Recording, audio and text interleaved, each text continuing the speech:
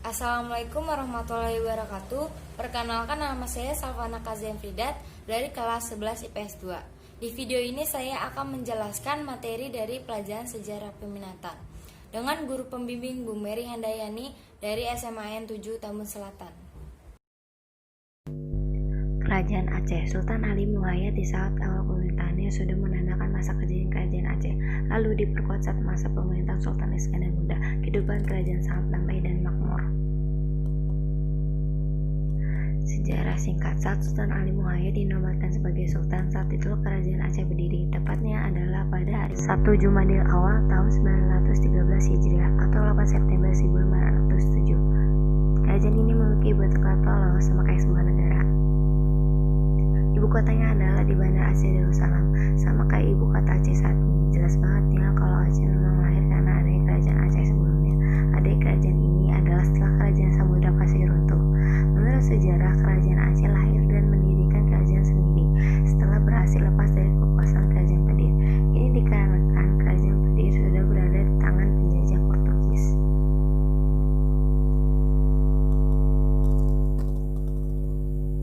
Kehidupan di Kerajaan Aceh. Letak kerajaan yang sangat strategis membuat kehidupan kerajaan terus maju. Semua sektor berkembang. Perkembangan di bidang pemerintahan, politik, sampai budaya terus dikejarkan, hingga bisa mengungguli kejayaan kerajaan Samudra Pasir yang sudah pernah berjaya duluan. Kehidupan politik. Secara singkat, kehidupan politik kerajaan Aceh sudah maju karena metode penguasaan wilayah atau pelosaan wilayah sudah menggunakan cara-cara sesuai aturan, tidak lagi dengan berperang saja. Pemerintahan pun berjalan dengan lancar, sehingga kancah perpolitikan sudah ada pemimpin-pemimpin yang berkompeten di bidangnya. Apalagi saat pemerintahan Sultan Iskandar Muda, kehidupan politik menjadi lebih tertata karena sudah dibuatnya undang-undang. Kehidupan ekonomi. Jelasnya karena letak kerajaan yang sangat strategis dan dekat dengan pelabuhan dagang dunia, maka kehidupan ekonomi rakyatnya sudah sangat maju.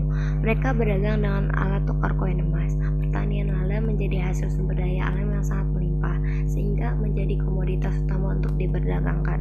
Selain itu, tambang timah juga kalah tinggi nilainya. Lawan dagang rakyat Aceh adalah para pedagang dari luar negeri, seperti Arab, Belanda, Turki, Inggris, India, dan Persia.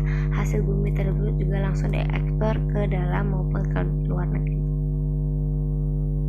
Kehidupan budaya. Di dalam kehidupan budaya ini kaitannya dengan hubungan antar masyarakatnya, di mana kalian agama.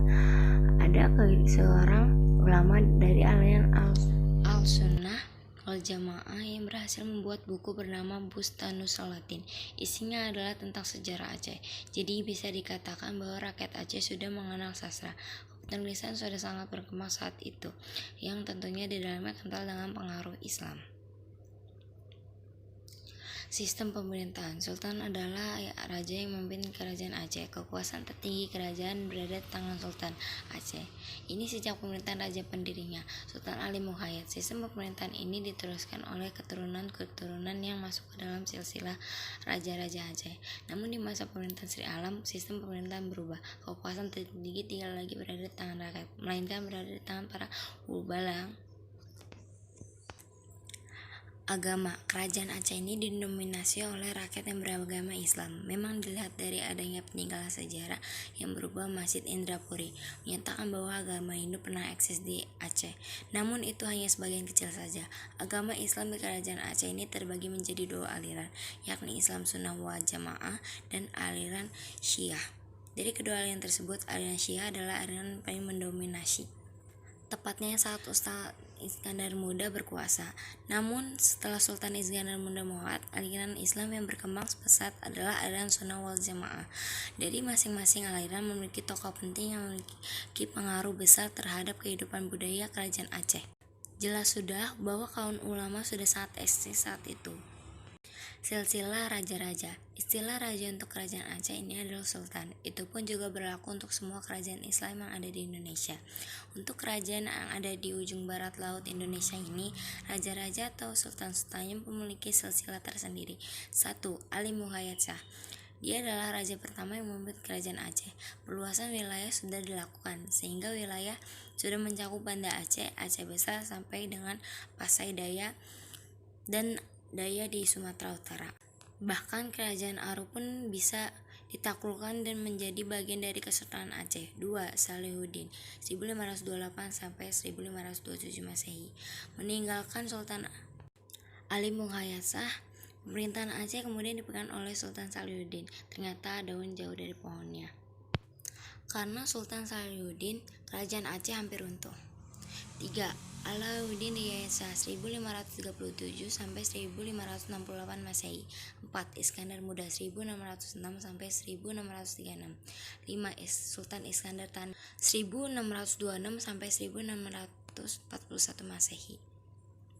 Masa kejayaan. Sebelumnya, kalau masa kejayaan Aceh adalah saat kepemimpinan Sultan Iskandar Muda, buktinya adalah penaklukan Pahang sebagai wilayah penghasil timah terbesar di Indonesia. Kekuatan Kesultanan Aceh pun semakin memukau dengan pembenahan di bidang pemerintahan oleh Sultan Iskandar Muda. Rakyatnya damai dan makmur sehingga kehidupan ekonominya pun semakin berkualitas. Bidang pertahanan laut dan darat pun difasilitasi dan dibina sehingga mampu memberikan kemudahan bagi rakyat. Penyebab runtuhnya. Masa keruntuhan kerajaan Aceh dimulai sejak Sultan Sikandar Thani wafat. Kerajaan menjadi kalang kabut dengan sistem yang tidak lagi tertata dengan baik.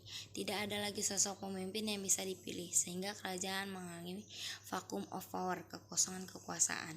Kemana lagi coba larinya, kalau enggak kehilangan daerah kekuasaan. Peninggalan. 1. Masjid Raya Baitur Rahman. 2. Masjid Tua Indrapuri.